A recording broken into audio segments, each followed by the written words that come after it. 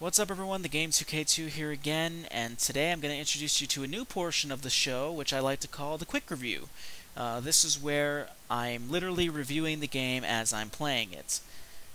With these reviews, I'll play the game for about 4 or 5 hours, and if I feel like I have enough information, then I'll review the game, and if I don't have enough information, then I'll keep playing the game until I finish it completely, which is the case with this game. This is Harry Potter and the Deathly Hallows Part 1.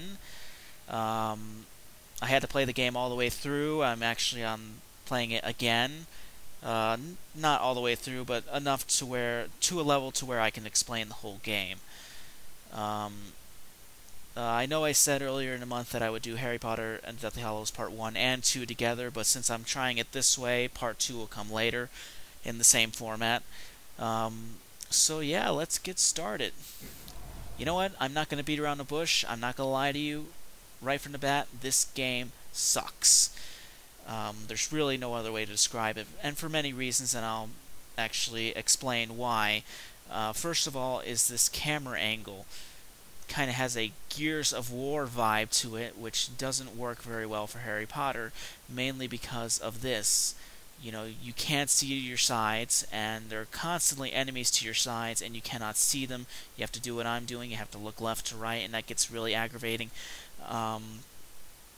Secondly, actually with the camera angle you can switch sides. Rather pointless. Secondly is the controls, mainly with the spells. As you can see to the right hand part of your screen, this is a list of spells. This is the Xbox 360 version, so I'm hitting the RB button to scroll through this list.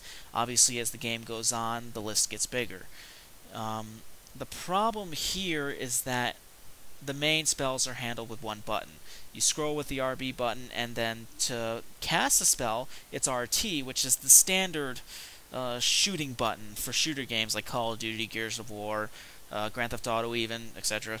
And I have no problem with that button. I just wish that every spell, the main spells anyways, weren't kept on that button. That really is kind of a problem, because if you're in another part of the game and you have to use one spell, and then you get into a battle and you can't use that spell, you have to scroll through your lists like I'm doing, and that gets really time consuming, especially when you're getting hit left to right by Death Eaters or Snatchers in some cases.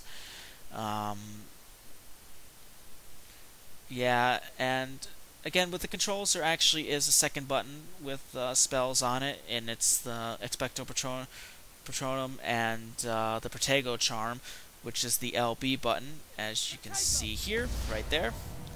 And then, of course, you have the RT buttons to display that. There you go.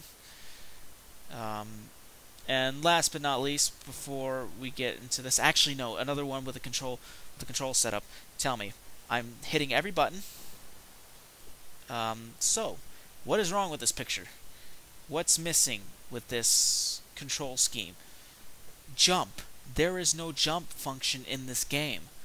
That makes no sense. This is an action-adventure game. It should be required that it has jump, but it doesn't. And that would be perfect for this game, because jump would be so welcome with this gameplay. But it's not there, and it's really kind of disappointing. And also, the B button for the Xbox 360 version, which I'm guessing the same position button, which with the PS3 is the same. It tells you where you're going, which is a big help. But last but not least, before we get moving on here, is the graphical design. And as you can see, this is much better looking than before, than with the Half-Blood Prince. Half-Blood Prince was kind of flat with this generation of consoles. This is much better. It's still not perfect. It's not Gears of War. It's not Grand Theft Auto. It's not Call of Duty.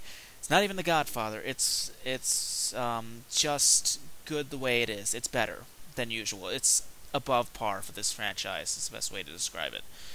Okay, so let's finally move on here. I'll give you a quick view of the action, and I guess that will do it for this review.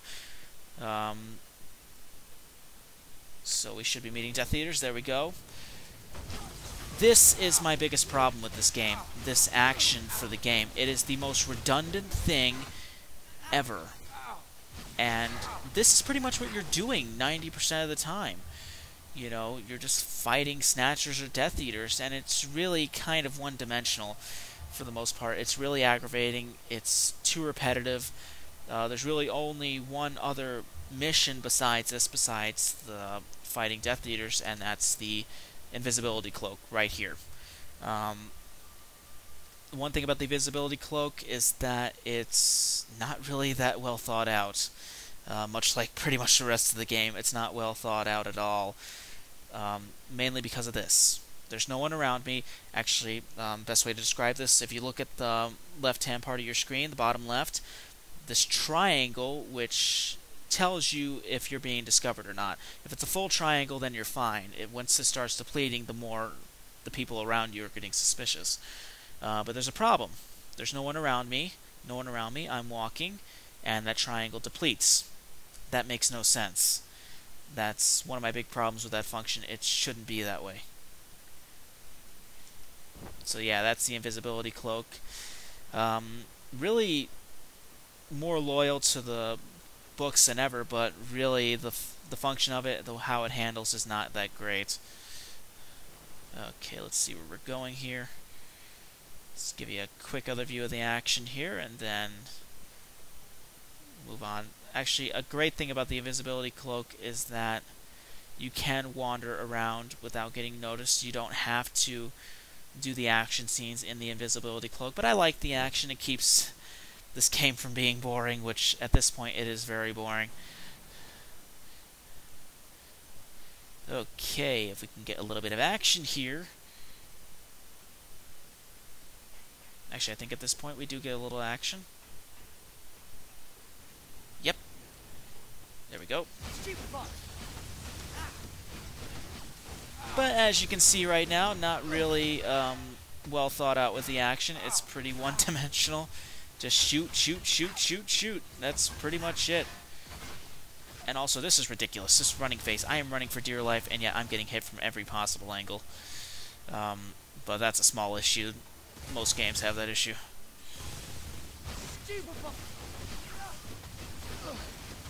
There we go.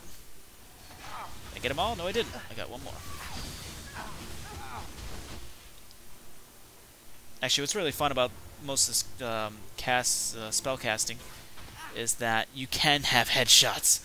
It's actually kind of cool. Where is he shooting from? Ah, this proves my point right here. This angle, you can't see where they're coming from most of the time, mainly because of this third-person angle. That just really pisses me off. Some say it adds challenge, I say it adds just aggravation. That's another problem. This is a problem right here. Getting caught on the smallest angle, on the smallest obstacle in your way. Look at this. I can't move. Okay, where are you? Right there. There, he's done for. I think we got everyone. So yeah, that's Harry Potter and the Deathly Hallows Part 1. Believe it or not, despite how little it might seem like I showed you, that is pretty much the entire game. It is just action, action, action, action, action, fight scene, fight scene, fight scene, invisibility cloak, you know, really that's about it. There's not much with this game. So yeah, overall, potential, I can say that for it, you know, but that's really it. So, yeah, thank you so much for listening, and I'll see you next time.